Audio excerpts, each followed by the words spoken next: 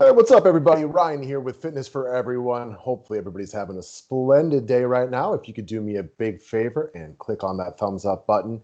And if you happen to know me, I would appreciate if you subscribe to the channel. Helps me build this thing a little bit. So much appreciated from me to you.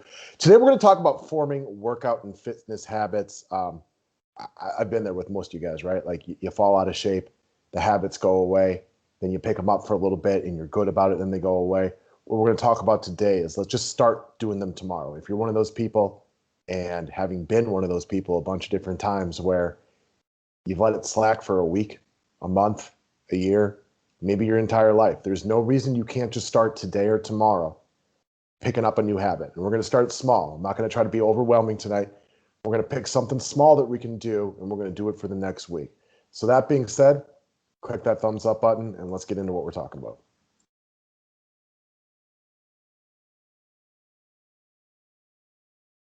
All right. So again, most of you probably know me, and that's how you're catching this video anyway.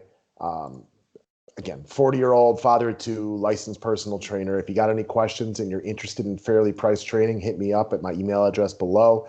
What I have for a special introductory package is real simple. Obviously, this is going to help if you're in the Green Bay area, but a 1-hour consultation and 4 1-hour training sessions, only $50. The average cost of a personal trainer throughout the United States is anywhere from $40 to $70. So it's a nice deal. It's an introductory deal. We can get started that way. And the goal of the show is I really want to work with, just average people who are just looking to improve all the overall health and the overall quality of their body and just how they feel about themselves, both, what they look like and how they feel on the inside. So that is what we're here to talk about. So forming habits.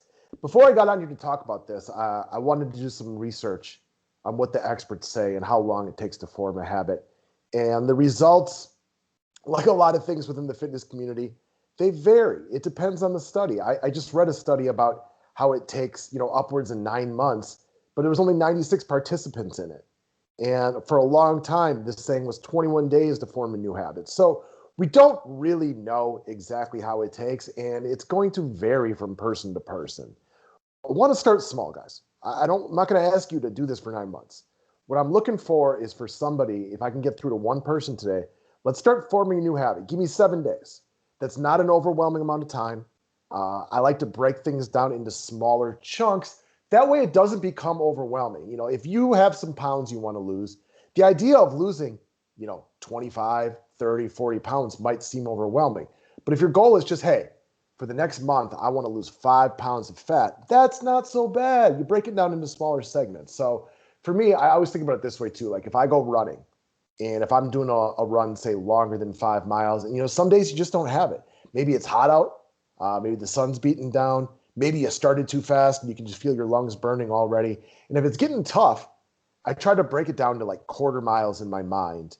Now I'm thinking of Fast and the Furious. I live my life 1/4 mile at a time. But anyway, you try to break it down into smaller segments so that it's less to tackle, it's less to chew off, and it's not so overwhelming. So let's just talk about 7 days right now. And let's start forming some quality workout habits. I'm not talking about going to the gym and doing CrossFit for 3 hours for 7 days a week. We're going to talk about doing some small things that you can do in your leisure time, that you can do at home, you can do at the office or anything like that. So I'm going to go through a couple of suggestions. Clearly, some of you guys have probably been to the gym, done your own workouts before. If it's something that you want to do, I just want it to be something that you feel is attainable for you and something that you can almost promise yourself that you're going to do for 7 days. So with quarantine and COVID over the last year, I know for me, having not been at the gym, I've had to find ways to be uniquely work out around home. So a couple of things that I will suggest, but again, you take what you want to do and you work at it from there. So one, I've really started to get into the habit of doing abs while watching TV and movies. Instead of sitting on the couch, get down on the ground, do 30, 40, 50, 60, a couple hundred crunches, whatever you're capable of doing some oblique crunches. Just get into the habit of getting down there and doing it. Maybe for you, this is the first thing when you wake up in the morning, bust out 100 crunches, feel better for your day. That's not for me. When I get up in the morning, I am not usually ready to work out. I've never been a morning workout person. I love an end of the day workout to clear your mind. We're all going to be a little bit different on this one. So let's start by doing abs while watching TV or your movies at the end of the night or listening to a podcast or whatever it is that you do. Start doing crunches or, look up ab workouts on the internet. There's a million of them if you're not familiar or you don't know what those things can be. All right, next up. minimum of 100 push-ups per day. Last video I did in here was about doing push-ups at home. This is like the easiest thing to do because it's quick, it's simple. And I don't know about you, one of the times, for all the times that I've fallen out of a workout routine, time has a big factor. Going to the gym and taking a class and doing a proper weightlifting regimen, it's just not that many hours in the day for a lot of you busy adults, and I can completely understand that. Do you know how long it takes to do 100 push-ups at home? Like legit, like 3 minutes. I'm not saying you have to do 100 in a row. That's not very easy to do, but do 5 sets of 20, do 4 sets of 25 or whatever. This is something that's really easy to do. Once you start doing those every single day, you're going to start feeling better as the week progresses. And hopefully it's something that sticks in the back of your mind and something you want to keep doing. Run at least a mile every day. Now, if you're an old person like me, maybe you can't run every day. For me, I try only to run every other day. But if you're going in smaller regimens, like only a mile, you can run a mile every single day. I don't know who's listening to this, and I don't know how you can assess this. This could be a lot longer for some people. Maybe you were a cross-country runner in high school, and now you're in your mid-20s or something like that. So you're not far removed from being a distance runner. Maybe that's 3 miles, whatever it might be. But at the minimum, start taking a walk after dinner every day. Get your fitness tracking apps. I use Edamundo. There's a million running and walking app trackers out there. For me, like when you walk, say just you pop outside and walk 2 miles. And you get done and it says, you lost 250, 300 calories, whatever it might be. Feels nice knowing that you did something. You didn't have a bad time. You didn't stress yourself or anything like that. Start doing that after. I grew up and that was one habit that a good habit that I remember my parents instilling in me. Like usually at the end of the night, my mom would take a walk. My dad would go ride the exercise bike, or even more so when he was a little bit younger. But there's easy habits to form. Last one, go out, get some of these hand grips. Really easy thing to do. They're like $5 to $10, so they're extremely affordable. Keep them lying around your house. Get a couple of them. Leave some in your room. Leave some in your office or whatever it might be. They're really, really cheap and easy to have. One, tighten up those forearms. Looks good in a short sleeve shirt, which never hurts, right?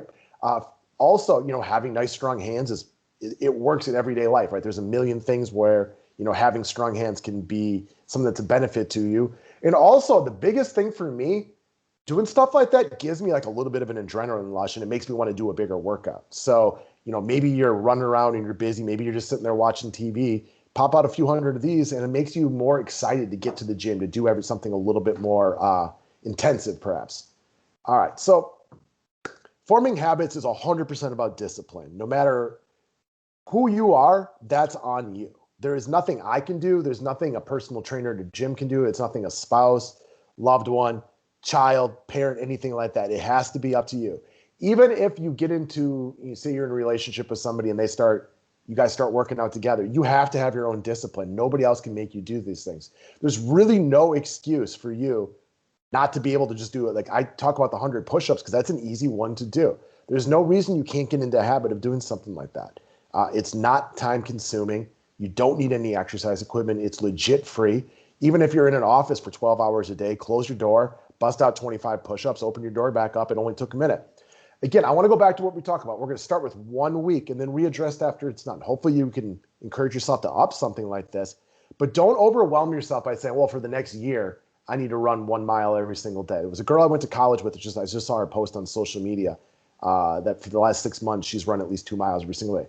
That's awesome. But when you think about having to do something like that can be instantly overwhelming and it's easily abandoned. Good for her for doing that. I think that's phenomenal, but start small with yourself so you don't abandon it. Short-term goals are just significantly easier to meet than long-term ones. Don't give up on the long-term portion of it, but just set yourself a short-term goal for now. I kind of talked about this already early on.